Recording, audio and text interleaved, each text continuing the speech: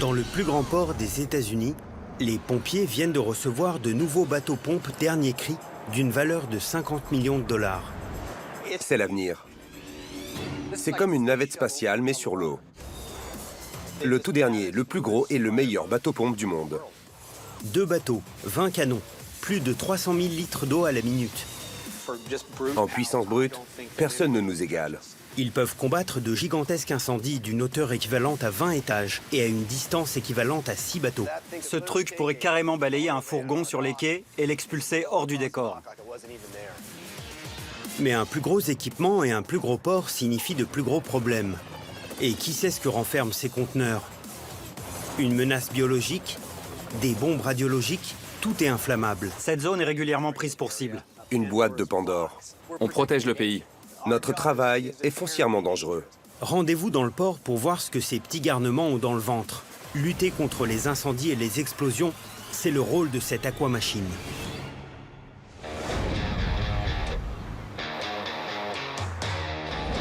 S'il fallait désigner les plus gros ports de marchandises d'Amérique du Nord, Los Angeles et Long Beach arriveraient en tête de liste, avec leurs 2 zones portuaires. 80% des échanges commerciaux de l'ouest des États-Unis passent par ces 2 ports. 60% des énergies du pays. On a des bateaux de croisière, des raffineries, des transports de fret, des porte-conteneurs, des bateaux citernes. 24 heures sur 24, 7 jours sur 7, des bateaux sont chargés et déchargés. C'est une grande artère de notre pays. Les 2 ports sont côte à côte, le long de la baie de San Pedro en Californie. Même si le port de Los Angeles et celui de Long Beach sont censés être 2 ports distincts, beaucoup de personnes les voient comme un seul et même port, parce qu'on peut passer de l'un à l'autre. Le port de Los Angeles brasse un demi-millier de milliards de dollars par an. Sa contribution à l'économie américaine s'élève à plus d'1 milliard par jour. Et presque toute la zone a été la proie des flammes.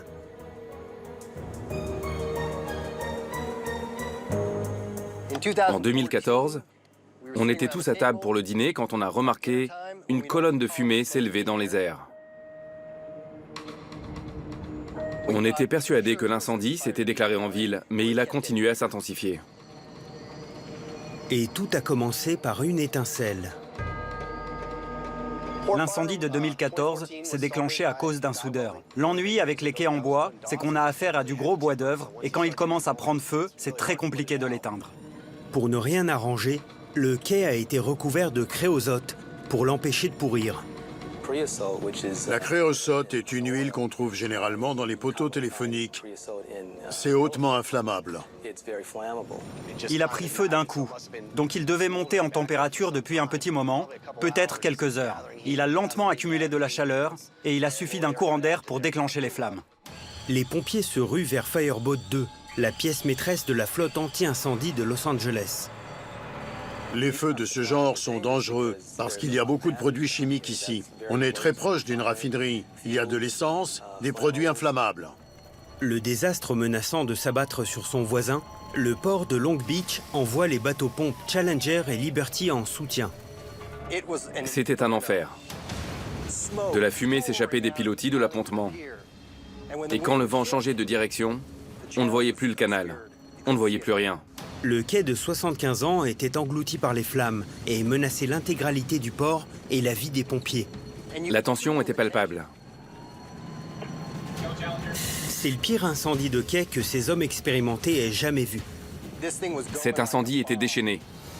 Imaginez tous les films d'action que vous avez vus regroupés en un seul. L'incendie n'était pas le seul problème. Les produits qui brûlaient libéraient des vapeurs toxiques dans l'air. On n'a pas arrêté de lui envoyer tout ce qu'on avait. C'était hallucinant. On essayait de lui balancer tout ce qu'on pouvait. Tout ce que les bateaux pouvaient. On cherchait quelle méthode employer pour éteindre cet incendie. Il a fallu 3 jours et demi pour en venir à bout. 3 milliards de dollars en fumée. La majorité du quai réduit en cendres. Tout le port a été fermé le temps que la fumée se dissipe suffisamment pour ouvrir quelques terminaux par-ci par-là. La fermeture du complexe portuaire posait un gros problème.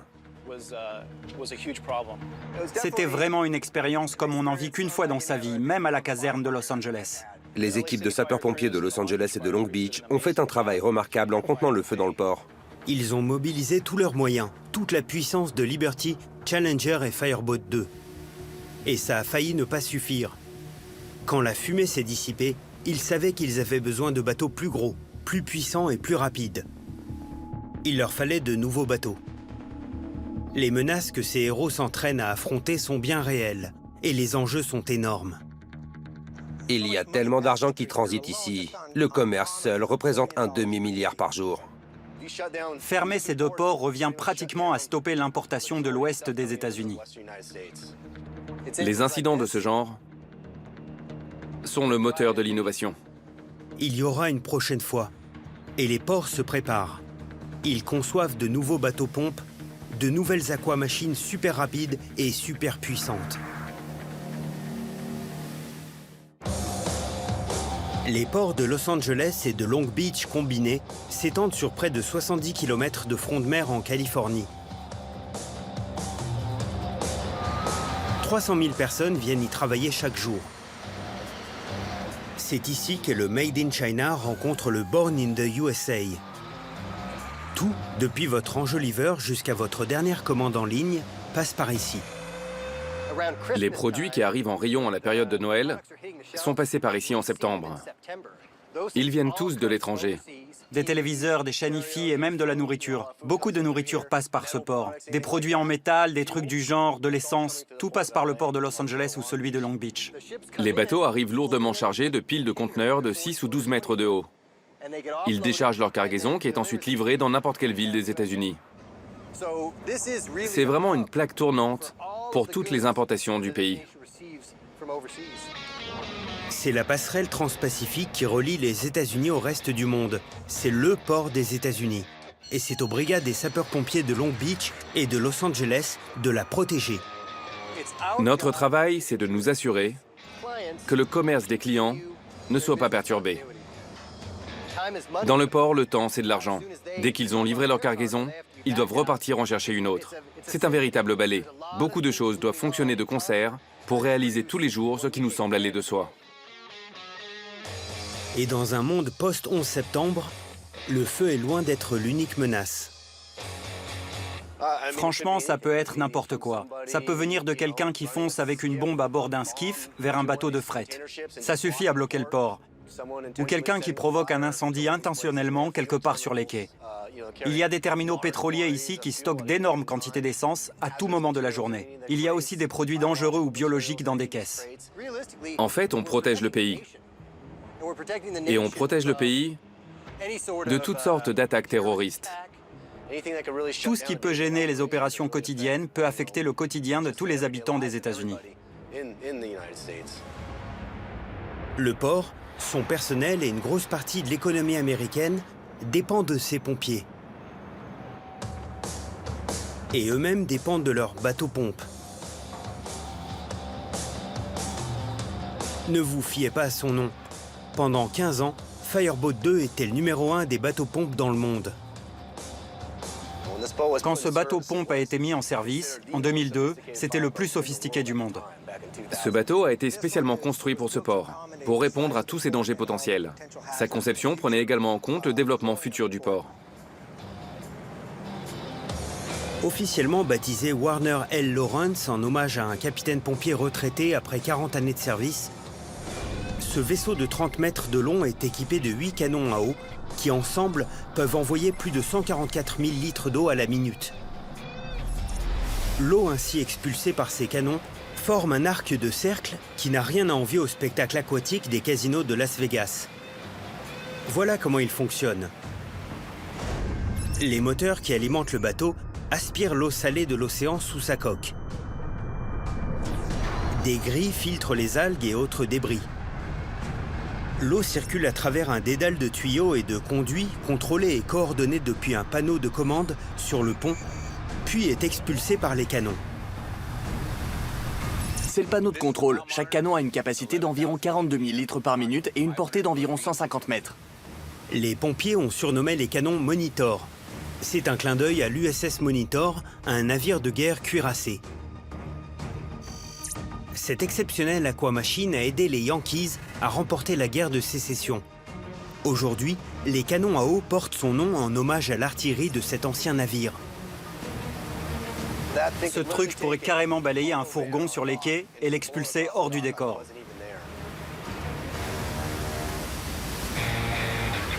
Mais une incroyable pression hydraulique ne suffit pas à faire un bon bateau-pompe. Le matelot Sean Corby manie l'impressionnant biceps de Fireboat 2, sa grue hydraulique télescopique. C'est une grue à 3 sections capable de supporter 13 600 kg. On a également un treuil ici.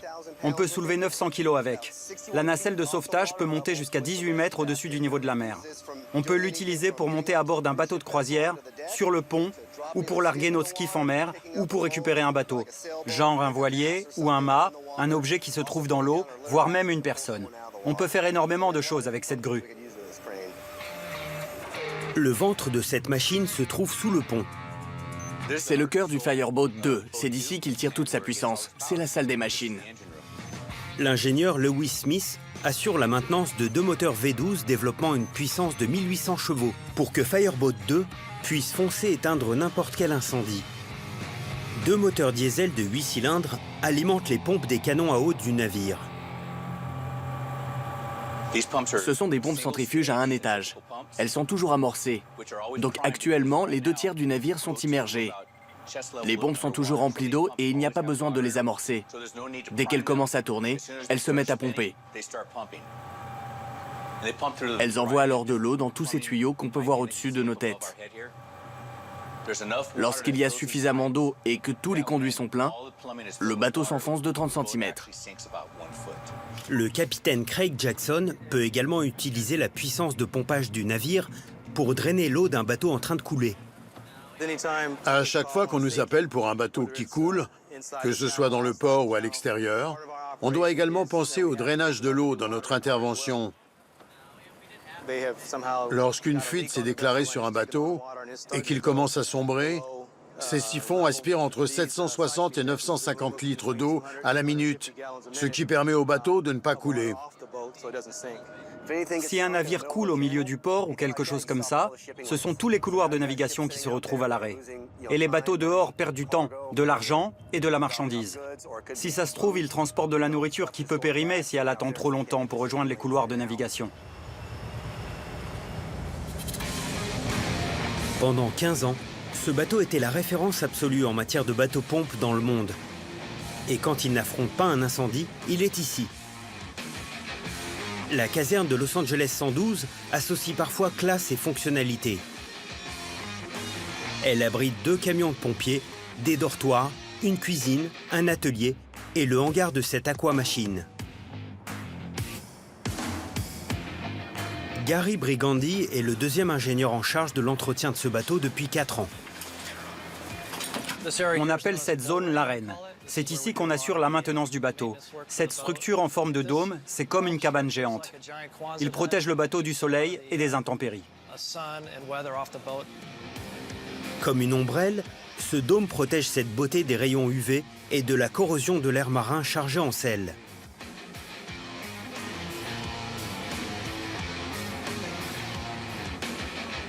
La caserne 112 et Fireboat 2 sont devenus la référence mondiale.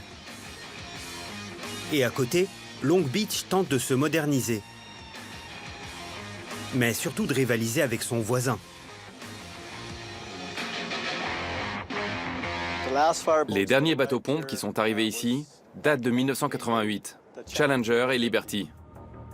Les vétérans vieux de 30 ans, Challenger et Liberty, ne sont plus à la hauteur des standards actuels et embarquent des technologies des années 1980. Mario Codero, le patron du port, sait pertinemment que ces vieux bateaux ne correspondent plus aux besoins du port, qu'ils sont trop petits et obsolètes. À l'époque, le commerce de conteneurs dans ce port, dans les années 1980 je veux dire, n'en était qu'à son stade embryonnaire.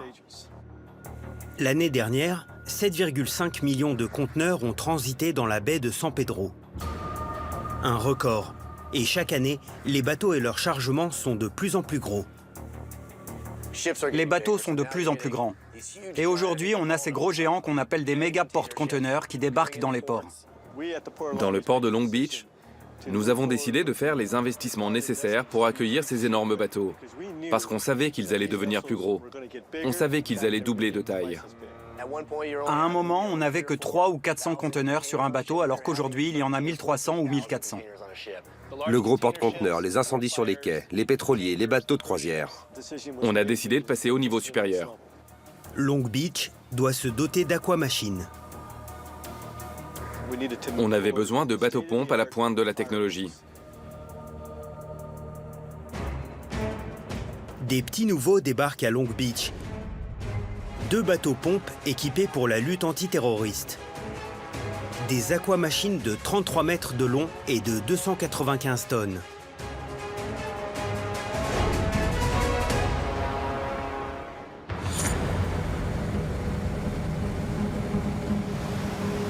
Les bateaux-pompes sont un bel exemple de technologie et d'innovation américaine. Pour les ports du pays, la révolution industrielle a marqué le début d'une ère de prospérité et d'opportunité qui n'est pas sans danger. Explosions moteurs, marées noires, collisions entre navires provoquent des incendies et des calamités sur les ports de la nation.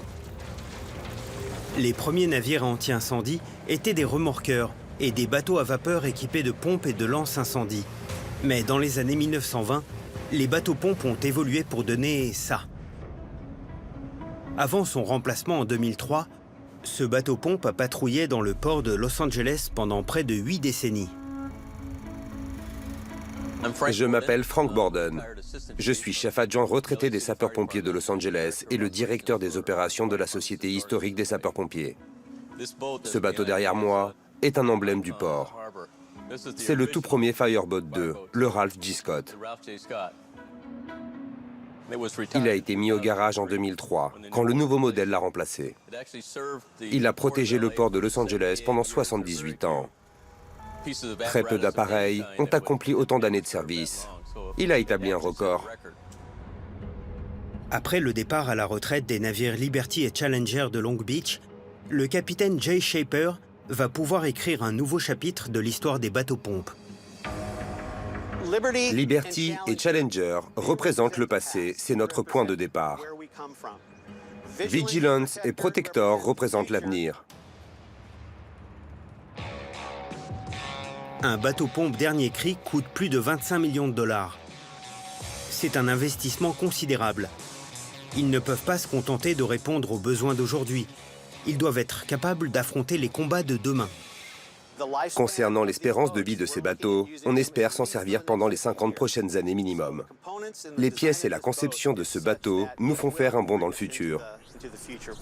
Pour sa conception, le port de Long Beach s'est adressé au designer Henry Reeve de chez Robert Allen Limited, la même entreprise qui a réalisé le Fireboat 2 de Los Angeles. Le port de Long Beach a décidé dès le départ d'avoir 2 bateaux-pompes. On a rapidement décidé de faire 2 bateaux de conception identiques. Ainsi, les équipages pourront passer d'un bateau à l'autre. Tous les systèmes ont la même disposition. Toutes les opérations sont les mêmes. Ils sont allés chercher des idées dans tous les ports et toutes les casernes des États-Unis. La liste des choses que les bateaux doivent être capables de faire, les menaces ou les scénarios auxquels ils doivent faire face, évidemment de gros incendies de bateaux, les plus gros incendies sur les plus gros bateaux. Mais au-delà de ça, comme on est dans un monde post-11 septembre, on doit penser à diverses menaces telles que les armes chimiques, biologiques ou nucléaires. Comment condenser tout ça dans un bateau de la longueur d'une piste de bowling? Un des plus gros défis inhérents à la conception et à la construction de bateaux-pompes, c'est la quantité d'équipements qu'il faut réussir à installer dans un espace très limité.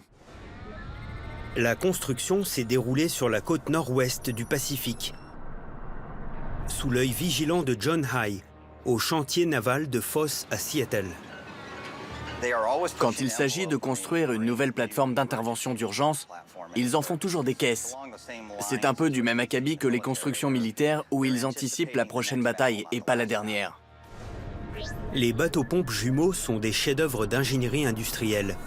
Mais passer des plans à la réalité prendra 18 mois pour chaque bateau. Il ne suffisait pas de commencer un chantier, de le finir et de passer au suivant. On commençait le premier chantier et on s'arrêtait à une étape précise. Puis on commençait le deuxième et on s'arrêtait à la même étape et on progressait par palier jusqu'à la fin. Ils construisent des bateaux ici depuis un siècle. Mais les bateaux-pompes de Long Beach ont apporté leur lot de défis.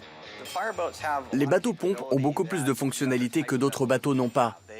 Ils doivent être capables de réagir aux pires situations que les concepteurs et les clients ont imaginées. D'abord, il faut construire le dispositif de protection du bateau-pompe. Ce n'est pas très différent de la construction d'une maison, dans le sens où on ne peut pas faire le toit avant les fondations. C'est pareil quand on construit un bateau. On ne peut pas installer les canalisations avant d'avoir terminé la coque.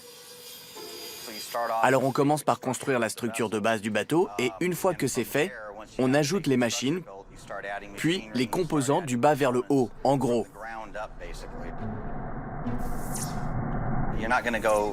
On ne peut pas entrer dans une boutique et acheter un canon. Il faut trouver quelqu'un qui sache construire un canon. Plusieurs entreprises sont en concurrence sur le marché de la motorisation. En l'occurrence, c'est une motorisation Caterpillar qui a été installée dans ces bateaux. Les systèmes de propulsion, ça ne se trouve pas tel quel dans le commerce. Donc le processus de fabrication est relativement long. Tous ces éléments viennent d'endroits différents et doivent être assemblés à mesure que la coque se construit. Alors on construit la coque, on installe les machines et les systèmes de propulsion, on commence à refermer la partie inférieure de la coque et on ajoute la superstructure. En même temps, il faut faire la peinture et l'isolation. On termine le travail avec la menuiserie, la pose des panneaux muraux et toutes ces choses-là. Une fois la construction terminée, Protector est le premier des 2 navires à rejoindre le port de Long Beach. C'est leur vaisseau amiral. C'est avec ce bateau qu'ils ont pu montrer au monde ce dont ils étaient capables et qu'ils ont pu fixer de nouvelles normes dans ce domaine.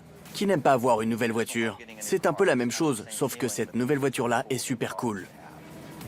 L'arrivée de Protector fait entrer la protection du port de Long Beach dans une nouvelle ère. C'était clairement un événement quand Protector, le premier des 2 bateaux-pompes, est arrivé dans le port. Le deuxième bateau est arrivé 1 an plus tard. En attendant, Protector a dû assurer seul la lutte contre les explosions et les incendies.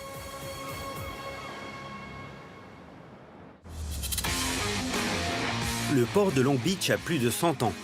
Il se compose de 10 appontements, 80 postes d'amarrage et 66 portiques. 1,4 million d'Américains y travaillent. La construction de Protector et Vigilance a coûté 50 millions de dollars. Et pour ce prix, le capitaine Anthony Da Silva a obtenu plus que des vitres électriques et la climatisation. L'alimentation se trouve ici, sur le pont. Sur la côte, on était en charge. Mais maintenant, on tourne sur nos propres générateurs. Voilà le panneau d'alimentation. On a un ventilateur qui garde la salle des moteurs au frais. Voici les écrans de contrôle des moteurs. Ça nous mène à la station de pilotage. Ici, on a l'accélérateur et le gouvernail. On a des aides à la navigation, des radios. Ici, on a les commandes de nos caméras. Là, on a nos outils de communication de bord. Et là, ce sont les panneaux de pompage. C'est avec ça qu'on contrôle le flux d'eau. Là, on a toutes nos radios. C'est grâce à elles qu'on peut se coordonner avec d'autres intervenants. Cette salle ne ressemble à aucune autre dans le monde. On peut contrôler toute une division d'intervention en mer. Les pompiers ont personnalisé cette aquamachine de la proue à la poupe. Les commandes sont installées en double de chaque côté de la timonerie pour que chaque bateau puisse avancer et reculer. C'est vraiment un navire à la pointe de la technologie. C'est comme un vaisseau spatial sur l'eau. Le tout alimenté par de bons vieux moteurs américains. Protector a 6 fois plus de chevaux sous le capot qu'une Ferrari flambant neuve et 3 fois plus de puissance que les précédents navires. Le pilote Fred Barkis a longtemps attendu cette mise à niveau. C'était de bons bateaux, mais ils étaient dépassés. Il était temps pour nous d'entrer dans le 21e siècle. Le bateau-pompe du 21e siècle est plus qu'un simple bateau-pompe. C'est une arme maritime multi-usage, capable d'encaisser une explosion nucléaire et une attaque terroriste. Il survivrait certainement aussi à une apocalypse zombie. C'est une plateforme capable de faire face à tous les dangers. On dit que c'est un bateau-pompe parce que c'est le nom que tout le monde lui donne. Mais ce n'est pas son unique fonction. Il a été conçu pour affronter des incendies de matières dangereuses, des marées noires, pour l'assistance médicale, absolument tout. Le pétrole brut est le principal produit importé dans le port de Long Beach. Cet endroit est carrément un centre commercial de produits dangereux. À moins d'avoir leur manifeste de transport, on ne sait pas quels produits chimiques ces pétroliers renferment. Un bateau-citerne de ce genre, c'est comme une boîte de Pandore. Ils peuvent nous tuer. Grâce au système de lutte contre les matières dangereuses, le secouriste Chong Kim est paré à toute éventualité. Les États-Unis doivent faire face à de nombreuses menaces et le port est une zone à haut risque. Une bombe sale peut exploser et engendrer des retombées nucléaires ou biologiques. Il nous faut donc une zone de décontamination. On se frotte avec de l'eau de mer ici et ensuite on prend une douche bien chaude avec de l'eau propre. Ça permet de se débarrasser des particules solides. Une fois qu'on s'est débarrassé de la majeure partie des éléments solides, on entre dans cette zone à vapeur pour se débarrasser des derniers dépôts.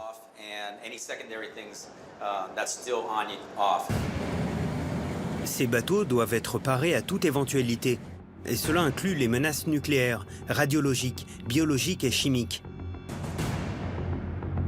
Tout un éventail de dangers mortels que l'équipage surnomme Seaburn. Certains produits chimiques dangereux se répandent dans l'air et risquent d'étouffer les pompiers qui se battent en première ligne. L'air extérieur est filtré grâce à des filtres conçus par l'armée pour éliminer les produits chimiques et radioactifs et toutes les particules néfastes. En fait, l'air de ce bateau-pompe est le plus pur de tout le port de Long Beach. On a ce tube qui continue de filtrer les particules fines. Mais ce n'est pas le cœur du système de filtration. Ce sont ces filtres ici. En gros, c'est une succession de 3 filtres haute efficacité qui éliminent les particules nucléaires, radiologiques, biologiques et chimiques. En cas de grande catastrophe, Protector peut devenir un abri flottant anti-aérien hermétique. Cette forteresse au sein du bateau-pompe est surnommée la Citadelle. La citadelle est essentiellement une zone de refuge pressurisée. Donc l'air peut en sortir, mais pas y entrer. Pour la préserver, il faut passer par des sas pour entrer et sortir. Quand on veut passer en mode protection, on va dans la section Seaburn. Il suffit d'appuyer sur un bouton pour l'enclencher. Si le bateau devait entrer dans une fumée nocive, provenant d'un feu qu'on tente d'éteindre par exemple, ou d'une bombe sale, ou de produits dangereux qui s'échappent d'un conteneur, il suffit de passer en mode Seaburn pour protéger entièrement l'équipage. Donc actuellement, on est en mode protection Seaburn. La pression à l'intérieur de la citadelle est de 5 millibars supérieure à la pression extérieure. Donc on a bien la pression de l'air contre cette porte, qui empêche tout polluant de s'introduire par ce joint d'étanchéité. Maintenant, regardez ce qui se passe quand j'ouvre cette porte. Un courant d'air va fuser à l'extérieur. Le trafic sur cet océan est tellement dense que les accidents sont inévitables et des gens pourraient être tués. Heureusement pour les malchanceux, le Protector fait également office d'ambulance maritime. C'est la salle de service médical d'urgence. Cette salle est multifonction parce qu'elle abrite aussi la cuisine du bateau. C'est ici qu'on prépare notre repas. Ici, les pompiers servent des massages cardiaques au dîner et des minerves au déjeuner. On a cette table d'urgence pour soigner nos patients ou nous soigner nous-mêmes si on est blessé ou contaminé. Et dans ces armoires, on a tout notre équipement. Des électrocardiogrammes, des trousses de secours, un défibrillateur, de quoi gérer un grand nombre de victimes. Tout ce qu'il faut pour gérer des petits et des gros incidents. L'incendie de quai de 2014 l'a bien prouvé. Il suffit d'une étincelle pour provoquer un désastre. Si on avait eu ces navires à l'époque, l'incendie aurait été maîtrisé en 3 fois moins de temps. Avec l'arrivée de Protector, bientôt rejoint par Vigilance, les ports de Los Angeles et de Long Beach seront aux commandes des 2 plus puissants bateaux-pompes du monde. Et ce n'est pas trop tôt. Fireboat 2 est sur le point d'être envoyé en révision. Il pourrait ne pas reprendre la mer avant 8 mois. Fireboat 2 est en service depuis 2003, soit environ une quinzaine d'années. Et au bout de 15 ans, n'importe quel bateau doit effectuer une révision complète. Après 8000 heures de service, Fireboat 2 montre des signes de fatigue. Alors qu'il patrouille dans le port, une fumée noire s'échappe de son système d'échappement. L'ingénieur Louis Smith mène l'enquête. Normalement, un moteur ne fume pas comme ça. Ça peut venir de beaucoup de choses. Je suis descendu pendant qu'il tournait encore pour l'écouter. Il y a une méthode très simple et vieille comme le monde pour écouter un moteur. On prend un bâton qu'on pose sur un cylindre et on place son oreille sur l'autre extrémité. Et on s'en sert comme un stéthoscope. Il y a effectivement un problème, un culbuteur est desserré. On va devoir demander à un mécanicien de venir jeter un œil. Ils doivent désactiver un des 2 moteurs du bateau. Si un problème devait survenir, Fireboat 2 ne fonctionnerait qu'à 50% de ses capacités. Tu vois ce que je veux dire? Oui, il est desserré. Celui-là est desserré et celui-là est bien serré. Oui, le truc entier. Oui, il devrait être bien serré à cet endroit. Il vaut mieux prendre les devants et déclarer le moteur hors service plutôt que d'abîmer un équipement d'1 million de dollars. Je vais te montrer ce qui s'est passé.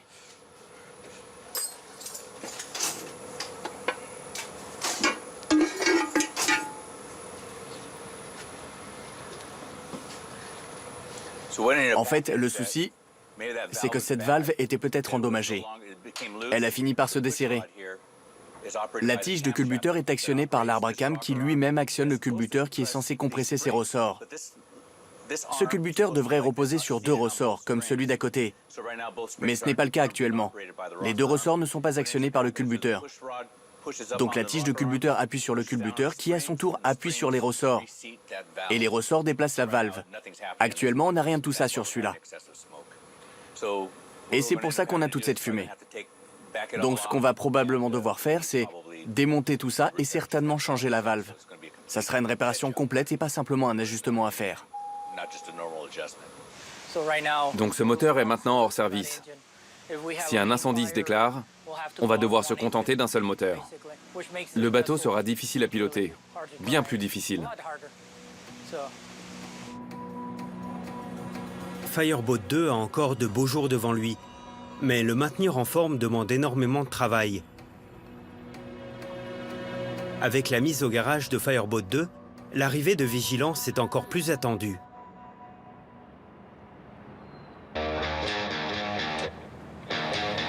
Le port de Long Beach a attendu pratiquement 1 an avant de recevoir le 2e bateau-pompe dernier cri de sa flotte. Il a mis du temps à arriver. Il était très attendu. Aujourd'hui, il est accueilli en héros. Vigilance est arrivé. Long Beach dispose désormais des plus puissants dispositifs flottants contre les incendies de la planète. Vigilance est le plus gros, le plus incroyable et le plus récent des bateaux-pompes du monde. Avec son jumeau Protector, ce sont les meilleurs bateaux-pompes du monde.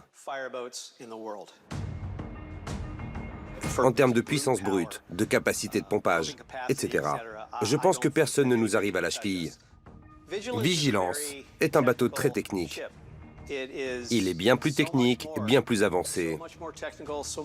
Il surclasse nos anciens bateaux-pompes. Il faut vraiment qu'on se donne à fond pour réussir à leur faire sortir le meilleur d'eux-mêmes.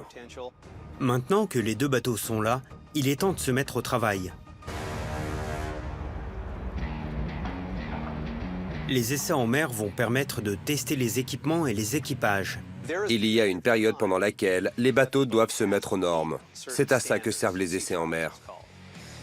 En mer, les différents services d'urgence doivent veiller les uns sur les autres, comme leurs collègues protecteurs des océans, les gardes-côtes. Ils doivent s'entraîner à travailler ensemble. Ils simulent l'évacuation aérienne du Vigilance d'un pompier blessé. C'est ce genre de scénario catastrophe qui empêche les pompiers comme Allen McLafferty de fermer l'œil la nuit. Comme on est en mer, c'est le temps qui compte. Il faut qu'on parcourt une certaine distance en peu de temps. Et ce bateau ne fait pas plus de 12 nœuds. L'hélicoptère, lui, va à 140 nœuds.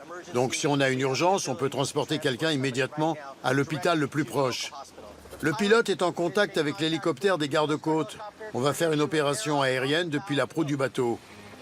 Ce qu'on va faire, c'est qu'une personne va établir le contact. Une autre restera en soutien et fera en sorte de garder la zone dégagée. Notre plus gros problème, ce sont les nacelles ou les câbles qui risqueraient de se coincer sur les rebords. On s'entraîne à fond. C'est ce qu'on fait. Notre travail est fondamentalement dangereux. Et la seule façon de réduire ce danger, c'est de s'entraîner. On apprend et ça nous permet de limiter le danger. C'est la première fois qu'on essaie de faire ça avec un nouveau bateau. Est-ce que ça va marcher? Personne ne le sait. Mais si quelque chose tourne mal, ça se transformera peut-être en véritable sauvetage. Ces hommes donnent peut-être l'impression que c'est facile, mais c'est une véritable symphonie de synchronisation qui doit prendre en compte la vitesse du vent, le courant, les vagues, la tension, le timing. Pour le prochain test de résistance, l'équipage de vigilance vont l'amarrer à un ferry transportant des passagers. Ce qui se passe, c'est qu'on va faire une opération avec le Catalina Express, le plus important ferry de passagers qui relie Avalon à Los Angeles et Long Beach. Il transite constamment dans cette zone de 6 heures du matin à minuit et transporte des milliers de passagers tous les jours. Comme notre bateau est nouveau, on n'a pas encore eu l'occasion de les voir l'un à côté de l'autre et de déterminer une méthode d'accostage. Donc, il faut qu'on établisse un plan, qu'on sache comment on va procéder et qu'on trouve le meilleur point d'accès. Quel serait le meilleur endroit pour que le pilote puisse manœuvrer le bateau pour qu'on accède au ferry? La première approche est terminée. Hé Michael, attends. Jette-la. Ça ne va pas fonctionner. Ok, on va se repositionner, on va mettre la proue au niveau de la poupe, on va retourner le bateau. Les portes des deux bateaux ne sont pas l'une en face de l'autre. Je ne sais pas si tu as capté, Fred, mais on serait plus à l'aise si on mettait la proue au niveau de la poupe. On va retourner le bateau. On va retourner le bateau, on va inverser les côtés, on va aller de l'autre côté du bateau. Bien reçu. D'accord, on s'en occupe. Ils ont décidé de faire un 180 degrés. Heureusement, le Vigilance peut tourner sur place grâce à son système de double propulsion sophistiqué. On aurait tendance à se dire, bon sang, comment un tel engin peut-il manœuvrer? Mais en fait, il danse carrément sur l'eau grâce à son système de propulsion. Les anciens bateaux étaient des bateaux à hélice, donc ils se pilotaient comme des voitures. Avec les nouveaux, c'est plus comme un hélicoptère. Il peut faire marche arrière, tourner à gauche, à droite, pivoter, faire un virage serré. C'est la même différence qu'entre une Porsche et une Yugo. À l'avant du bateau, il y a les propulseurs Voigt. Pour vous expliquer à quoi ils ressemblent, imaginez une pale d'hélicoptère. Il y a 2 jeux de 5 pales pointées vers le bas qui tournent en rond. Quand le moteur est allumé, elles tournent sans s'arrêter. Et quand on bouge ces manettes vers l'avant ou vers l'arrière, ou quand on tourne le volant, les propulseurs poussent l'eau vers l'avant, l'arrière ou sur les côtés. Mon petit bateau est parfait pour illustrer ça. Avec un bateau normal, si le vent souffle de ce côté et que la console représente notre quai, il faudrait avancer contre le vent et s'en servir pour arrêter notre virage. Il faudrait utiliser le vent à notre avantage. Mais avec ce bateau, comme le système Voigt nous permet d'aller dans n'importe quelle direction, on peut arriver parallèle au quai et glisser jusqu'à lui. De plus, si cette zone est en feu et qu'on veut faire face à l'incendie, on n'est pas obligé d'arroser d'un côté puis d'aller de l'autre côté pour recommencer. On peut arroser en continu en décrivant un arc de cercle, tout en pompant de l'eau et en manœuvrant le bateau, parce qu'on peut avancer dans n'importe quelle direction. C'est certainement le système à propulsion le plus perfectionné qu'on peut avoir sur un bateau-pompe. Le Vigilance est aussi agile que costaud. C'est comme si un haltérophile faisait une pirouette. Le Vigilance fait volte-face et arrive à hauteur du Catalina. Une des particularités de ce bateau, c'est son franc-bord. Notre franc-bord est bien plus bas que le leur. Donc si on doit effectuer un transfert de patients, de personnel ou d'équipement, c'est quelque chose qui va nous poser problème. Tu dois te présenter plus loin. On est en train d'apprendre. Donne un peu de mou. On va avancer un peu. On essaie d'aligner notre portillon à leur porte d'accès, ce qui permettrait un transfert de personnes en douceur. En cas d'urgence, les pompiers doivent pouvoir mobiliser toutes les ressources que le port a à offrir, même ce ferry de passagers. Je suis en contact avec tout le monde. La personne la plus importante, celle que j'écoute, c'est le pilote. Je fais en sorte qu'il soit à l'aise et que les lignes soient sûres. Ça m'a l'air bien. Dans ce scénario, comme je le disais, si jamais on doit monter à bord de ce navire pour une raison X ou Y, on pourra emporter nos outils et notre équipement à bord. Et si on doit transférer des patients ou des passagers, on peut les faire monter à bord de notre bateau. Mais on envisage aussi la possibilité de faire monter des patients sur le Catalina et de l'utiliser comme refuge en cas de gros incidents ou si un autre navire est en train de couler. Ça se passe extrêmement bien pour le moment. On apprend beaucoup. Les essais d'aujourd'hui sont couronnés de succès. Ils pourraient permettre de sauver des centaines de vies si un désastre venait à s'abattre dans les environs.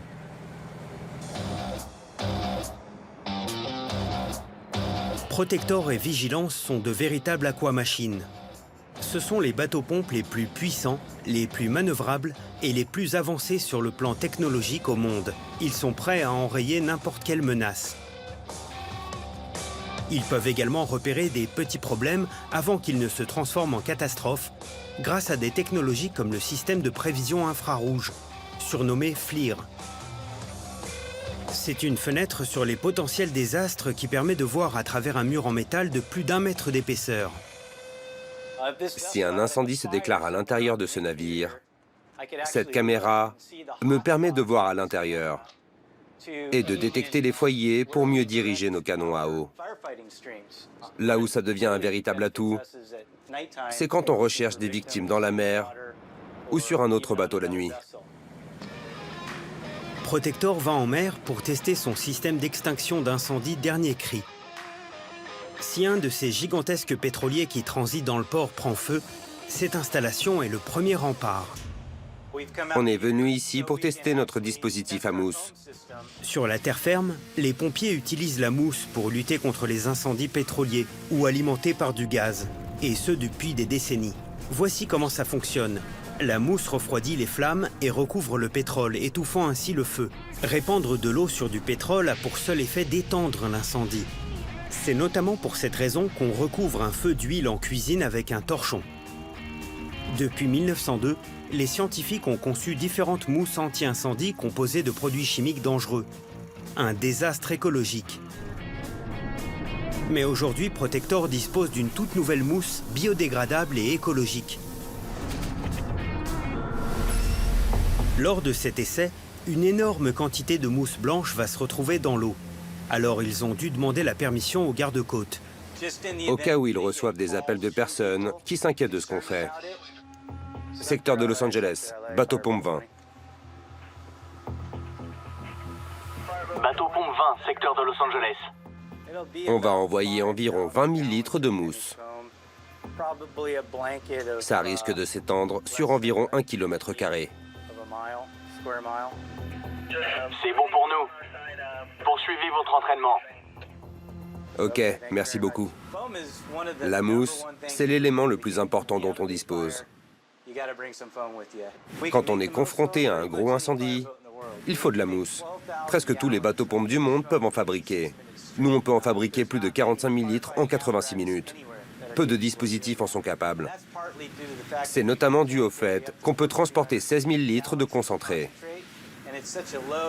Et comme le taux d'injection est vraiment faible, 0,4%, on peut fabriquer énormément de mousse.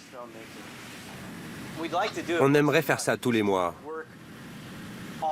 pour faire fonctionner l'équipement et s'assurer que la mousse ne bouge pas les conduites. On veut aussi confirmer que nos systèmes fonctionnent. On n'aimerait pas se rendre sur les lieux d'un incendie et être incapable d'envoyer la mousse qu'on attend de nous, parce que quelque chose ne va pas dans notre système. Donc autant faire ce test le plus fréquemment possible pour le bien de tous. Nous sommes à l'ère des navires gigantesques. De gros bateaux comme ce porte-conteneurs seront toujours de plus en plus gros. Et le trafic dans le port va s'intensifier. Ensemble, Protector et Vigilance se tiennent prêts à affronter tout désastre qui s'abattrait sur le port américain. Ils combattent les incendies grâce aux canons à eau les plus puissants du monde et maintenus en parfait état par l'ingénieur Anthony Boccanegra. Voici le canon M1. C'est le plus grand de ce navire. Il peut envoyer plus de 45 000 litres d'eau à la minute, l'équivalent de 45 tonnes d'eau. À une distance de 180 mètres, l'équivalent de 2 terrains de football. Ces deux-là sont les plus petits canons de notre bateau. Ils ont une capacité de 5600 litres par minute. Ces trois-là sont relativement identiques. Ils peuvent envoyer 15 000 litres d'eau par minute. Ici, on a nos canons bas. Leur capacité est de 7500 litres par minute. On les utilise pour les incendies de quai ou d'appontement, ou si on a besoin d'un flux d'eau permettant d'éteindre le feu par en dessous. Les canons ne servent pas qu'à éteindre des feux. L'équipage peut dévier leur flux pour créer un champ de force liquide et ainsi protéger Protector et lui permettre de traverser des murs de flammes. Ça, c'est la classe. 25 millions de personnes vivent dans le sud de la Californie. Et qu'ils en aient conscience ou pas, ils sont tous plus ou moins liés au port. Ils génèrent du travail et assurent la stabilité économique et la prospérité du pays. Protector et Vigilance sont les deux dernières armes destinées à affronter les désastres qui s'abattent sur le port américain. Mais un jour, ils deviendront eux aussi obsolètes. Le port doit toujours avoir le regard tourné vers l'avenir, un avenir qui inclut des bateaux-pompes robotisés. L'avenir est devant nous. On voit déjà apparaître des voitures qui se conduisent toutes seules. Il y a de plus en plus de choses autonomes ou contrôlables à distance. On a déjà développé un modèle de bateau-pompe commandé à distance. L'objectif de ces bateaux, c'est d'aller dans des endroits qu'on préfère éviter quand on a tout un équipage à bord. Quand c'est devenu l'enfer, quand tout est hors de contrôle et totalement imprévisible, c'est à ce moment-là que les robots interviennent, comme une équipe de démineurs. Le pompier serait dans un module de commande et pourrait contrôler à distance plusieurs appareils qui combattraient ensemble un même incendie. On pourrait également avoir une vue aérienne avec un drone ou quelque chose comme ça. C'est l'avenir. Vraiment, c'est l'avenir. Et comme pour tous les objets autonomes, je ne crois pas que l'intelligence artificielle pourra un jour rivaliser avec la nôtre. Je pense que c'est cette partie-là qui sera la plus dure à accomplir. Il y aura toujours besoin de navires commandés par des êtres humains, ne serait-ce que dans le cas où un bateau rempli de passagers est en flammes. Il faudra réaliser un sauvetage. Pareil si un avion s'écrase dans l'océan. Ce genre de scénario. Dans ces cas-là, il faut toujours un bateau commandé par des êtres humains. Ce sera peut-être un outil qu'on pourra utiliser en parallèle de ce qu'on peut faire avec un bateau commandé par des êtres humains. Ce sera peut-être quelque chose qui nous permettra d'atteindre des zones extrêmement dangereuses, tout en protégeant des vies et des biens. Donc peut-être que l'association des deux pourra s'avérer être un formidable atout pour tout le monde. L'incendie de quai de 2014 aurait pu détruire le plus important port des États-Unis. Fireboat 2 l'a enrayé. Aujourd'hui, Protector et Vigilance sont prêts à éteindre le prochain. L'enjeu est tel que les ports de Long Beach et de Los Angeles ne peuvent pas se permettre de prendre de risques. Avec Protector et Vigilance, ils ont fabriqué les bateaux-pompes les plus gros et les plus extraordinaires de la planète. C'est le nec plus ultra de la protection portuaire.